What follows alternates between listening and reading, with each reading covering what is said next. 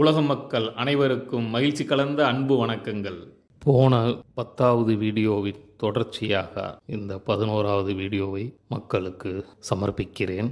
தற்போது 12வது மீனராசியின் அதிபதி குரு கிரக எண் 3ம் 3வது ரேவதி நட்சத்திர அதிபதி புதன் கிரக எண் 5ம் தொடர்புடைய காலம் நடைபெறுகிறது என்று பல முறை நான் உங்களுக்கு தெரிவிச்சுக்கிறேன். அதனுடைய அமைப்பாக 12 × 3 36 என்பது வரும்.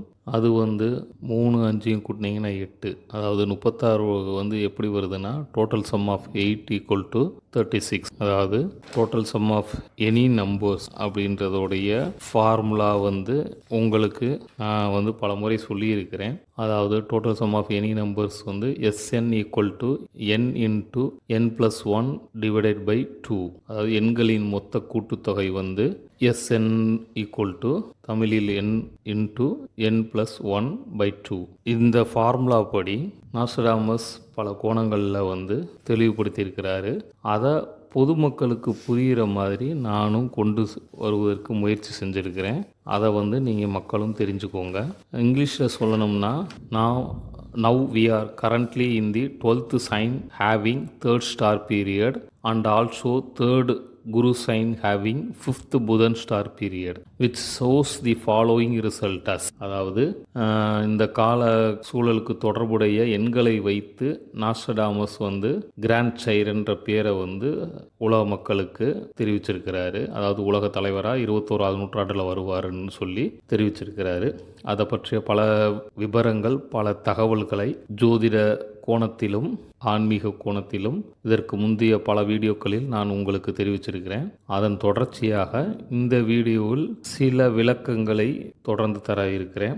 அந்த வகையில் பார்த்தீங்கன்னா இந்த காலச்சூழலுக்கு தொடர்புடைய 12 ராசி, அதாவது மீன ராசி, அதில் உள்ள 3வது நட்சத்திரம் ரேவதி நட்சத்திரம், அதற்குரிய விஷயங்கள். இந்த 12வது ராசியுடைய அதிபதி குரு உடைய எண் 3, ரேவதி நட்சத்திர எண் புதனுக்குரிய எண் 5 ஆகியவற்றை நம்ம கூட்டி பார்த்தோம்னா, அதாவது 12 + 3 + 3 + 5 இதை கூட்டினீங்கன்னா உங்களுக்கு 23ன்ற எண் கிடைக்கும். இந்த 23க்கு தொடர்புடைய கிரேக்க கடவுள் பேர் பார்த்தீங்கன்னா சிரோன், CHIRON, சிரோன்ற பேரை தான் நாஸ்டாமஸ் அதிலிருந்து சிரன் அப்படின்ற பேரை எடுத்திருக்கிறாரு. அதாவது ஒரு எழுத்தை மட்டும் மாற்றி எதிர்கால உலக தலைவராக வர்றவருடைய பேரை அவருடைய ராசி நட்சத்திரத்தை தொடர்புடைய பேராக காரண பெயராக குறிப்பிட்டிருக்காரு. அந்த அடிப்படையில் தான்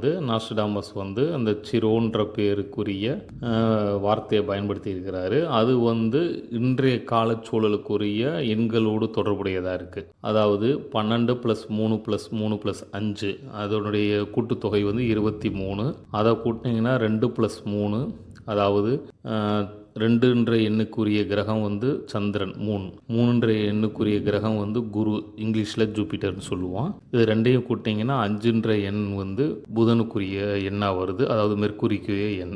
இதனுடைய வண்ணங்களை கூட்டினீங்கன்னா, அதாவது சந்திரனுடைய வண்ணம் ப்ளூ, அதையும் குருவுடைய வண்ணம் மஞ்சள், அதாவது எல்லோ, அதனுடைய வண்ணத்தையும் கூட்டினீங்கன்னா பச்சைன்ற வண்ணம், அதாவது கிரீன். இந்த கிரீன்ன்ற வண்ணத்துடைய உச்சரிப்புக்கு ஏற்ற மாதிரி எழுத்துக்களை நாஸ்டாமஸ் பயன்படுத்தி இருக்கிறாரு. அதாவது GIREN. இன்று உலக வழக்கத்தில் அதிகமாக பயன்படுத்துகிற இந்த கிரீன்ன்ற வார்த்தையுடைய எழுத்து பார்த்தீங்கன்னா GREN தான் பயன்படுத்துகிறாங்க. ஆனால் நாஸ்டாமஸ் தன்னுடைய பாடலில் அதை ரகசியமாக குறியீடாக சொல்கிறது GIREN. அதாவது கிரீனுன்ற வார்த்தையுடைய உச்சரிப்புக்கு ஏற்ற மாதிரி அந்த எழுத்தை பயன்படுத்தி இருக்கிறாரு. அது இந்த நூற்றாண்டுக்குரிய 12வது மீன ராசியில் 3வது ரேவதி நட்சத்திரத்திற்குரிய காலம், அதாவது குருவுடைய ராசியில் புதனுடைய ரேவதி நட்சத்திர காலம், அதை குறிப்பிடும் விதமாக இந்த எழுத்துக்களில் கூறிய நம்பர் வர மாதிரி பயன்படுத்தி இருக்கிறாரு. அதாவது G சிக்கு வந்து 3, ஐக்கு வந்து 1, ஆறுக்கு வந்து 2, ஈக்கு வந்து 5 5, எண்ணுக்கும் 5. அது இந்த எழுத்துக்களை எல்லாம் கூட்டினீங்கன்னா 21ன்ற எண் வந்து வரும். ஸோ கிரீனுன்ற வார்த்தைக்குரிய 21ன்ற எழுத்தை தான் கோடு வேர்டாக வந்து சைரன்ற வார்த்தையில் குறிப்பிடுறாரு. இந்த சைரன் சிரன் அப்படின்ற இந்த வார்த்தையில் குறிப்பிடுற இந்த எழுத்துக்குரிய வார்த்தை எங்கிருந்து எடுத்தாருன்னு பார்த்தீங்கன்னா கிரீக்க கடவுள் சிரோன்ற வார்த்தையில் இருந்து தான் எடுத்திருக்காரு. அது ஏன் அதிலிருந்து எடுத்தார் அப்படின்னு பார்த்தீங்கன்னா 36ன்ற எண்ணை கூட்டினா 9, 9க்குரிய எண்ணுக்குரிய ராசி காலப்புருஷ தத்துவப்படி பார்த்தீங்கன்னா அது வெஸ்டர்ன் அஸ்ட்ராலஜியாக இருக்கட்டும், இந்தியன் அஸ்ட்ராலஜியாக இருக்கட்டும், எதில் பார்த்தாலும் 9வது ராசிக்குரிய இது வந்து தனுஷுக்குரிய கிரேக்க கடவுள் வந்து, அதாவது இங்கிலீஷில் வந்து சாஜிட்டேரியஸ் சைன் சொல்லுவோம். அதுக்குரிய கடவுள் சிரோன் வந்து 23ஆம் எண், அதாவது புதனுக்குரிய நம்பருக்குரியவராக இருக்கார். அதனால தான் அந்த வார்த்தையிலிருந்து சிரன்ற வார்த்தையும் சைரன்ற வார்த்தையும் நாஸ்டாமஸ் வந்து டெரிவேட்டிவ், அதாவது டிரைவ்டு ஃப்ரம் சிரோன்ற வார்த்தையிலேருந்து தான் சிரன் சைரன் அப்படின்ற வார்த்தையை வந்து கொண்டு வந்திருக்கிறாரு. அது எதை குறிப்பிடுதுன்னு பார்த்தீங்கன்னா கிரீனுன்ற வார்த்தை, அதாவது புதனுக்குரிய பச்சை வண்ணத்துக்குரிய வார்த்தையை குறிப்பிடுற நியூமராலஜி நம்பராக தான் அந்த சிரன் சைரன்ற வார்த்தையிலையும் பயன்படுத்தியிருக்காரு. உதாரணத்துக்கு இந்த கிரீனுக்குல வந்து 1 3 1 1 1 2 3 5 பயன்படுத்தியிருக்கிறாரு. அதே மாதிரி தான் சிரன்ற வார்த்தையில் வந்து பார்த்தீங்கன்னா சைரன்ற வார்த்தையிலையும் சரி, சிக்கு வந்து 3 வரும், ஹெச்சுக்கு வந்து 5 வரும், ஐக்கு வந்து 1 வரும், ஒய்யினாலும் 1 தான், ஆறுக்கு வந்து 2 வரும், ஈக்கு 5 வரும், எண்ணுக்கும் 5 வரும். ஸோ இது எல்லாத்தையுமே கூட்டினாலும் 21ன்னு வரும். அப்போ கின்ன்ற வார்த்தையை டைரெக்டாக பயன்படுத்தாமல் சிரன் சைரன்ற வார்த்தையை பயன்படுத்தி தான் அந்த 21ன்றதை குறிப்பிடுற மாதிரி கொண்டு வந்திருக்கிறாரு. சரி, இதுக்கு வந்து இன்னொரு வகையில் நம்ம பார்த்தோம்னா அதுவும் 5ன்ற வகையில் தான் வரும். அது என்னன்னு பார்த்தீங்கன்னா இந்த 12 + 3 + 3 + 5 இன்றைய காலகட்டத்துக்குரிய நம்பர்களை கூட்டினோம்னா அதை வந்து 12ன்றதை வந்து 1 + 2ன்னு கூட்டிக்கோங்க. அதோட 3 + 3 + 5ன்னு கூட்டிங்கன்னா 14ன்னு வரும். அது சிங்கிள் டிஜிட்டாக ஆக்கி டபுள் டிஜிட்டல்லையும் சரி சிங்கிள் டிஜிட்டையும் சரி சிங்கிளாக ஆக்கி கூட்டி பார்த்தீங்கன்னா 14ன்னு வரும். சரிங்களா? அந்த 14ஐயும் கூட்டினீங்கன்னா 5ன்னு வரும். அதுவும் புதனுக்குரிய நம்பர் தான். அதாவது டபுள் டிஜிட்டையும் சிங்கிள் டிஜிட்டையும் டேரெக்டாக கூட்டினா 23 வரும். டபுள் டிஜிட்டையும் சிங்கிள் டிஜிட் ஆக்கி கூட்டினீங்கன்னா 14ன்னு வரும். அதுக்குரிய 5ன்னு வரும். ஸோ எப்படி பார்த்தாலும் புதனுக்குரிய நம்பராக தான் வந்து இன்றைய காலகட்டத்துக்குரிய ராசி நட்சத்திரத்துக்குரிய எண்களை வந்து கிரகங்களுக்குரிய எண்களையும் கூட்டினா வந்து 5ன்ற புதனுடைய நம்பரில் தான் வர்ற மாதிரி நாஸ்டாமஸ் ஒரு 5 நூற்றாண்டுகளுக்கு முன்பே வந்து அந்த அமைப்பில் வந்து அதை வந்து 21ஆம் நூற்றாண்டில் தான் வர்றாரு அப்படின்றத வந்து பல நூற்றாண்டுகளுக்கு முன்பே குறிப்பிட்டிருக்காரு. சரிங்களா? அந்த அடிப்படையிலையும் பார்த்தீங்கன்னா இதே ரிசல்ட்டு தான், அதாவது 21ன்ற அந்த ரிசல்ட்டு தான் வருது. நம்ம ஏற்கனவே பார்த்துருக்குறோம் கிராண்ட் சைரன்ற வார்த்தைக்கு வந்து கிராண்டுன்ற வார்த்தை வந்து 5 எழுத்துலையும் அதனுடைய நியூமராலஜி நம்பர் 15ன்ற எழுத்துக்குரிய நம்பராகவும் வருது.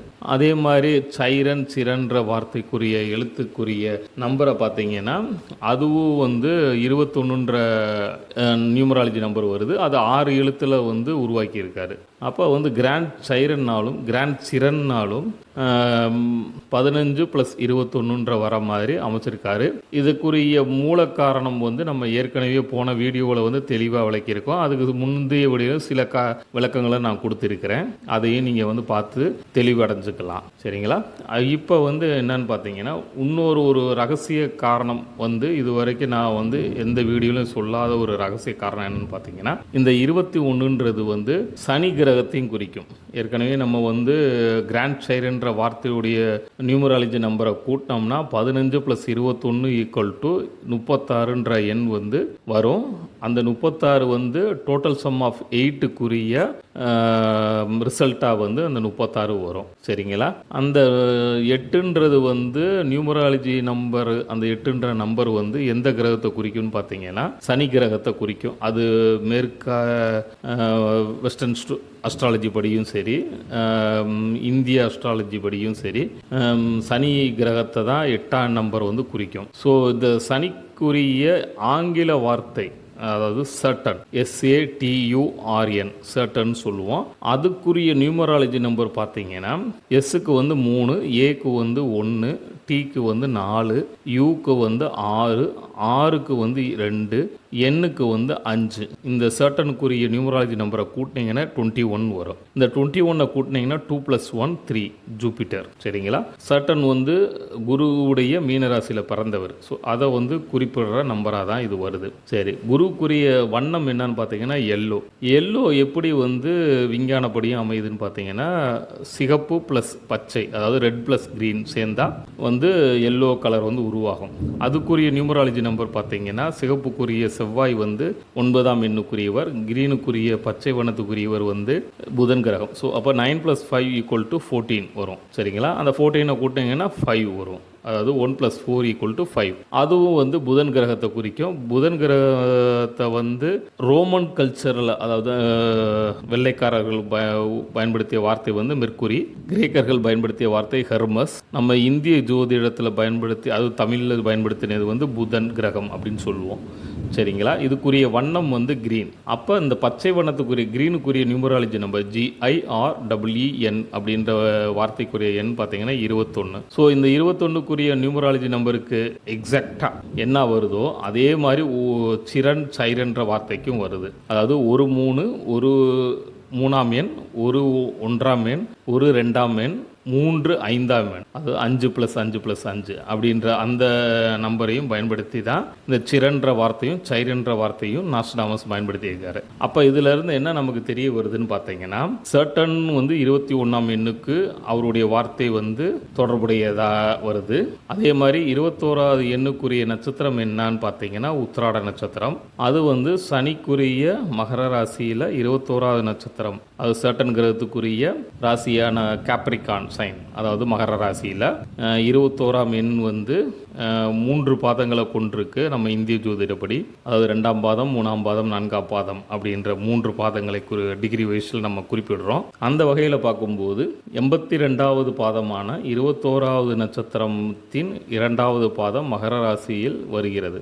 இந்த இதை வந்து 82வது பாதம் அப்படின்னு நம்ம சொல்கிறோம். ஸோ இந்த இதை வந்து குறிப்பிடுற விதமாக தான் நாஸ்டாமஸும் வந்து தன்னுடைய தீர்க்க தரிசனத்தில் வந்து குறிப்பிட்டிருக்கிறாரு. சரி, இது ஒரு புறம் இருக்கும்போது நாம் வந்து இன்னொரு கோணங்களே நம்ம பார்க்கும்போது என்ன அப்படின்னு பார்த்தீங்கன்னா இந்த கிரீன்ன்ற வார்த்தை, அதாவது சந்திரன் குருவுடைய வண்ணமான நீல வண்ணம் மற்றும் மஞ்சள் வண்ணத்தை சேர்த்தீங்கன்னா 2 + 3 அதுக்குரிய எண்களையும் பயன்படுத்தினீங்கன்னா 5ன்னு வந்துடும். இந்த 2க்குரிய, அதாவது டோட்டல் சம் ஆஃப் 2க்குரிய நம்பர் என்னன்னு பார்த்தீங்கன்னா 3, டோட்டல் சம் ஆஃப் 3க்குரிய நம்பர் என்னன்னு பார்த்தீங்கன்னா 6. சரிங்களா? இந்த 3 6ஐயும் கூட்டிங்கன்னா 9 எண். அதுதான் வந்து நாஸ்டாமஸ் சொன்ன சிரன் சைரன்றவருடைய ஜென்ம லக்னம், அது பிறந்த லக்னமாக வந்து 9th அசடண்ட்டாக வருது. சரி, 3க்குரிய எண்ணுக்குரிய ராசிக்குரிய கிரகம் எதுன்னு பார்த்தீங்கன்னா புதன் கிரகம், அது மெர்க்குரி சைன். அதே மாதிரி 6 எண்ணுக்குரிய கிரகமான புதனுக்குரிய மெர்க்குரி சைன் வந்து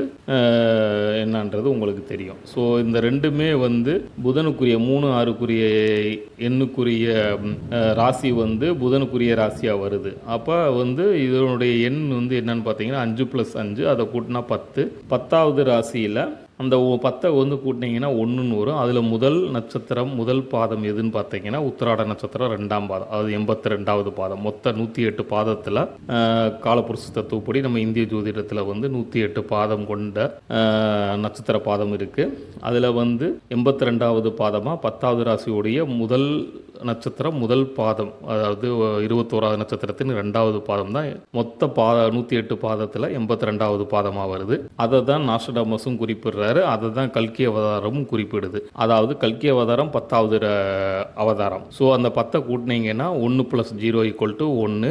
அதுதான் வந்து 10வது ராசியான மகர ராசியில் உத்திராட நட்சத்திரம் 2ஆம் பாதம், அதாவது மொத்த பாதத்தில் 108 பாதத்தில் 82வது பாதமாக வருது. இதை தான் வந்து பல கோணங்களில் வந்து வந்து நாஸ்டாமஸும் வந்து தன்னுடைய தீர்க்க தரிசனத்தில் குறிப்பிடுறாரு. இதை தான் கல்கி அவதாரமும் குறிப்பிடுது. சரி, இன்னொரு கோணங்களில் நம்ம வந்து பார்க்கும்போது புதன் அம்சத்தில் மேலோங்கி வர்றாருன்னு அப்படின்னு நம்ம சொல்லியிருக்கோம். சரிங்களா? பல கோணங்களில் அதை நம்ம பல வீடியோவில் வந்து நம்ம விளக்கி இருக்கிறோம். அந்த அடிப்படையில் பார்த்தீங்கன்னா இப்போ தற்போது வந்து 12வது மீனராசி காலத்தில் 3வது ரேவதி நட்சத்திர காலம் நடக்குது. அதாவது குருவுடைய ராசியில் புதனுடைய நட்சத்திர காலம், இறுதி காலம், கலியுகத்தினுடைய இறுதி காலம் நடக்குது. சரிங்களா? அந்த அடிப்படையில் பார்க்கும்போது 12வது மீனராசிக்குரிய நம்பர் வந்து 12.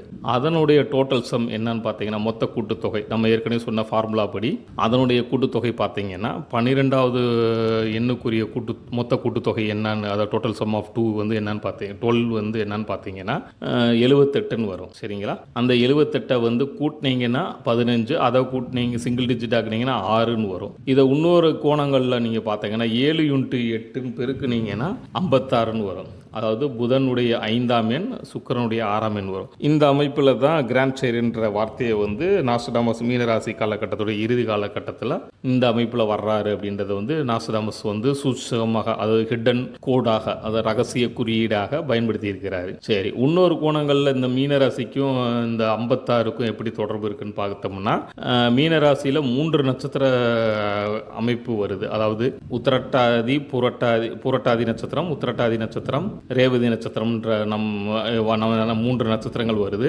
இதில் வந்து புரட்டாதி நட்சத்திரம் வந்து 25வது நட்சத்திரம், உத்திரட்டாதி நட்சத்திரம் வந்து 26வது நட்சத்திரம், ரேவதி நட்சத்திரம் வந்து 27வது நட்சத்திரம். இந்த நட்சத்திர எண்களை கூட்டினீங்கன்னா அதாவது 25, 26, 27 ஆகிய இந்த 3 எண்களை கூட்டினீங்கன்னா 78ன்ற எண் கிடைக்கும். அதையும் வந்து நீங்கள் கூட்டி பார்த்தீங்கன்னா 6ன்ற எண் கிடைக்கும்.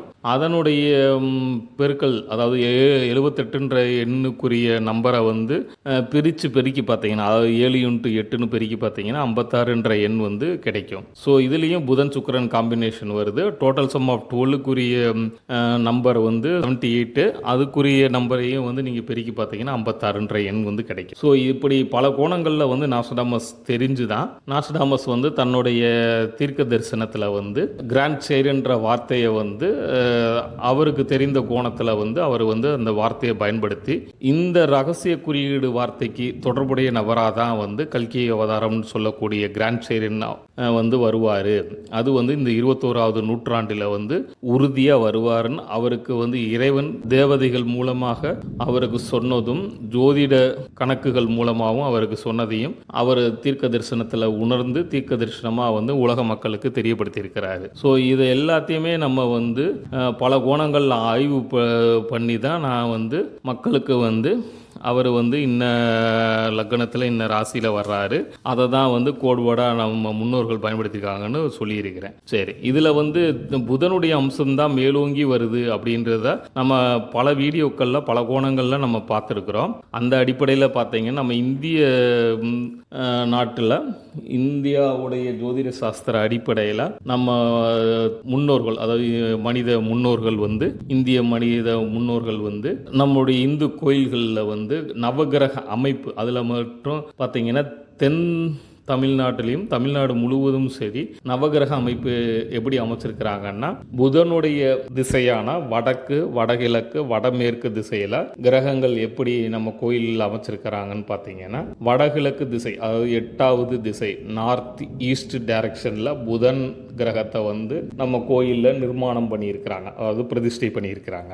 வடக்கு திசையில் வந்து குரு கிரகமான தனக்காரகன் சொல்லக்கூடிய குரு கிரகமான குரு, அதாவது வியாழன் பிரகஸ்பதின்னு சொல்லக்கூடிய குரு கிரகத்தை வந்து நார்த் டைரக்ஷன், வடக்கு பார்த்த திசையில் வந்து நம்ம முன்னோர்கள் வந்து பிரதிஷ்டை பண்ணியிருக்கிறாங்க, நிர்மாணம் பண்ணியிருக்கிறாங்க. சரி, அடுத்த திசை வந்து பார்த்தீங்கன்னா வடமேற்கு திசை, இதுவும் புதன் திசைக்கு தொடர்புடையது தான். இந்த வாயு திசையான வடமேற்கு திசையில் வந்து ஞானக்காரகன் அப்படின்னு சொல்லக்கூடிய கேது கிரகத்தை வந்து நம்ம முன்னோர்கள் வந்து பிரதிஷ்டை பண்ணியிருக்காங்க. அவருடைய எண் வந்து 7. சரிங்களா? வடக்கு திசையில் பிரதிஷ்டை பண்ண புதனுடைய எண் வந்து 5. வடகிழக்கில் பிரதிஷ்டை பண்ண புதனுடைய எண் வந்து 5. வடக்கு திசையில் பிரதிஷ்டை பண்ண குரு கிரகத்துடைய எண் வந்து 3. வடமேற்கு திசையில் பிரதிஷ்டை பண்ணப்பட்ட கேதுவுடைய எண் 7. இந்த 3, அதாவது 5, 3, 7, இந்த 3 எண்களையும் கூட்டிங்கன்னா 15ன்ற எண் கிடைக்கும்.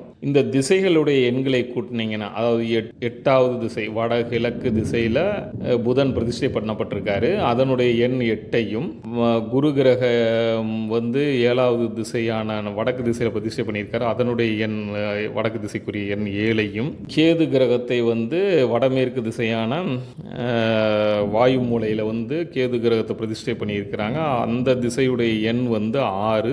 ஆக இந்த 8, 7, 6 திசைக்குரிய எண்ணை கூட்டினீங்கன்னா அதனுடைய எண் வந்து மொத்த எண் வந்து 21ன்னு வரும். ஸோ வந்து புதனுக்குரிய வடகிழக்கு திசை, வடக்கு திசை, வடமேற்கு திசை ஆகிய திசையில் உள்ள கிரகங்களுடைய எண்ணையும் அந்த திசைக்குரிய எண்ணையும் கூட்டினீங்கன்னா 15ன்ற எண்ணும் கிடைக்கும், 21ன்ற எண்ணும் கிடைக்கும். ஆக இந்த எண்களை தொடர்புடைய எண்களாக தான் நாஸ்ட்ரடாமஸ் வந்து கிராண்ட்ன்ற வார்த்தை 15ன்ற எண்ணில் வர மாதிரியும், சிரன்ற வார்த்தை எண் வந்து 21ன்ற எண்ணில் வர மாதிரியும், இறைவன் அருளால் அவர் அறிந்தோ அறியாமலோ நாஸ்ட்ரடாமஸ் தீர்க்கதரிசி கூறியிருக்கிறார். இதில் வந்து என்னுடைய ஆய்வில் வந்து நான் முழுமையாக இதை கண்டறிந்து உலக மக்களுக்கு சொல்லியிருக்கிறேன். இந்த 8ன்ற வடகிழக்கு திசைக்குரிய எண்ணில் வந்து அதுக்குரிய டோட்டல் சம் என்னன்னு பார்த்தீங்கன்னா 36ன்ற எண் வரும். அதாவது டோட்டல் சம் ஆஃப் 8 = 36. அதை கூட்டினீங்கன்னா 9, 3 + 6 = 9 வரும். அதுதான் வந்து லக்னமாக வருது. அதே மாதிரி 7ன்ற எண்ணுக்குரிய டோட்டல் சம், அதாவது டோட்டல் சம் ஆஃப் 7 = 28ன்னு வரும். அதனுடைய கூட்டுத்தொகை என்னன்னு பார்த்தீங்கன்னா 2 + 8 = 10. அது வந்து 10வது ராசியை குறிக்கும். 10வது ராசியில் 1வது நட்சத்திரமான உத்திராட நட்சத்திரம் 2ஆம் பாதத்தை குறிக்கும். சரி, அடுத்து 6வது எண்ணுக்குரிய டோட்டல் சம் என்னன்னு பார்த்தீங்கன்னா, அதாவது டோட்டல் சம் ஆஃப் 6 = 21. அதை கூட்டினீங்கன்னா 3ன்ற எண் வந்து கிடைக்கும். அது வந்து 3வது மிதுன மாதம், அதாவது 3வது ஆனி மாதம். நம்ம இந்திய ஜோதிட சாஸ்திரப்படி ஆனி மாதம். வெஸ்டர்ன் அஸ்ட்ராலஜி படி பார்த்தீங்கன்னா 3rd ஜெமினி சன்சைன் பீரியட் அப்படின்னு சொல்லுவாங்க. அது என்ன அப்படின்னு பார்த்தீங்கன்னா 21/5 முதல் 21/6 வரை, அதாவது எந்த வருடத்திலும் 21ஆம் தேதியில் மே மாதத்தில் வந்து முதல் 21 ஜூன் மாதம் வரை வந்து 3வது ஜெமினி சன்சைன் பீரியடுன்றது தான் மேற்கு அஸ்ட்ராலஜி, அதுபடி வெஸ்டர்ன் அஸ்ட்ராலஜி படி வரும். சரிங்களா? இந்தியன் அஸ்ட்ராலஜி படி அதில் வந்து ஒரு வாரம் மட்டும் ஆனி மாதம்ன்ற காலம் வரும். அதாவது ஆனி மாதத்துடைய முதல் ஒரு வார பகுதி வந்து இந்த வெஸ்டர்ன் அஸ்ட்ராலஜியில் சொல்கிற ஜெமினி சன்சைன் பீரியடில் ஆனி மாதம்ன்ற 3வது மாதம் வந்து வரும். ஸோ இந்த காலகட்டத்தில் தான் நாஸ்ட்ரடாமஸ் சொன்ன தீர்க்க தரிசனப்படி சொன்ன கிராண்ட் சைரன்றவருடைய லக்னம், அவர் பிறந்த ராசி, ஜென்ம லக்னம், ஜென்ம ராசி, ஜென்ம மாதம், அது பிறந்த மாதம் ஆகியவை வந்து அமையும் அப்படின்றத நாஸ்ட்ரடாமஸ் தெரிந்தோ தெரியாமலோ தன்னுடைய தீர்க்க தரிசனத்தில் அதை உறுதியாக சொல்லியிருக்கிறாரு. இந்த 8, 7, 6ன்றதை தான் நம்ம முன்னோர்கள் தெரிந்தோ தெரியாமலோ பிறை நிலாவுக்கு தொடர்புடையதா, அதாவது ஏற்கனவே கில்நாமக்கர் பற்றி கோரக்கர் சொன்னதை வச்சு நான் வந்து உங்களுக்கு சில வீடியோக்களில் வந்து கோரக்கர் கூறிய உலக தலைவர் கில்நாமக்காரன்ற பேர் விளக்கங்களை எல்லாம் நான் கொடுத்துருந்தேன். அந்த இதுலேயும் பார்த்தீங்கன்னா பிறை நிலவுக்கு வந்து 21க்கு எப்படி தொடர்புன்றது சொல்லியிருந்தேன். அதுக்கு வந்து பார்த்தீங்கன்னா 8, 7, 6க்கும் தொடர்பு இருக்குது, அதாவது 21ன்னு வருது. இந்த இதை தான் வந்து முன்னு பின்னுமா போட்டு முஸ்லீம் மதத்தைச் சேர்ந்தவர்கள், அதுவும் இந்திய முஸ்லீம் மதத்தைச் சேர்ந்தவர்கள் வந்து 786 வார்த்தையில் குறிப்பிடுறாங்க. அதனால தான் அவங்க பச்சை வண்ணத்தை குறிப்பிடுறாங்க. ஏன் பச்சை வண்ணத்தை குறிப்பிடுறாங்கன்னா காற்றின் வண்ணம் பச்சை. புதன் கிரகம் வந்து வாயு கிரகம்னு நம்ம இந்திய ஜோதிடத்தில் இன்னைக்கு மட்டும் இல்லை, பழங்கால இந்திய ஜோதிடத்திலேருந்து இன்றைய நவீன ஜோதிடம் வரைக்கும் புதன் கிரகத்துடைய வண்ணமாக பச்சை வண்ணத்தை நம்ம குறிப்பிடுறோம். அதுக்குரிய திசை வந்து பார்த்தீங்கன்னா வடகிழக்கு, வடக்கு, வடமேற்கு ஆகிய திசைகள், அதாவது வடக்கு சார்ந்த திசைகள் அனைத்துமே புதனு கிரகத்துக்குரிய திசைகள் ஆகும். அந்த திசைக்குரிய எண்ணும் அதுக்கு தொடர்புடைய கிரகங்களுடைய எண்ணையும் பயன்படுத்தி தான் நாஸ்ட்ரடாமஸ் வந்து கிராண்ட் சைரன்ற ரகசிய வார்த்தையை வந்து பயன்படுத்தி எதிர்கால உலகத் தலைவர் அதாவது அவர் வாழ்ந்த காலத்திலிருந்து பார்த்தீங்கன்னா எதிர்கால உலகத் தலைவர் இன்றைய 21வது நூற்றாண்டில் உலகத் தலைவராக வர்றவரை வந்து குறிப்பிடுறாரு அப்படின்னு சொல்லி என்னுடைய எல்லா ஆய்வுக்குரிய விளக்கங்களையும் வந்து இதில் நான் தெளிவாக வந்து உங்களுக்கு சமர்ப்பிச்சிருக்கிறேன். இதை வந்து நன்கு ஆராய்ந்து நீங்களும் உணர்ந்து மகிழ்ச்சி அடையும்படி வேண்டிக்கிறேன். நன்றி.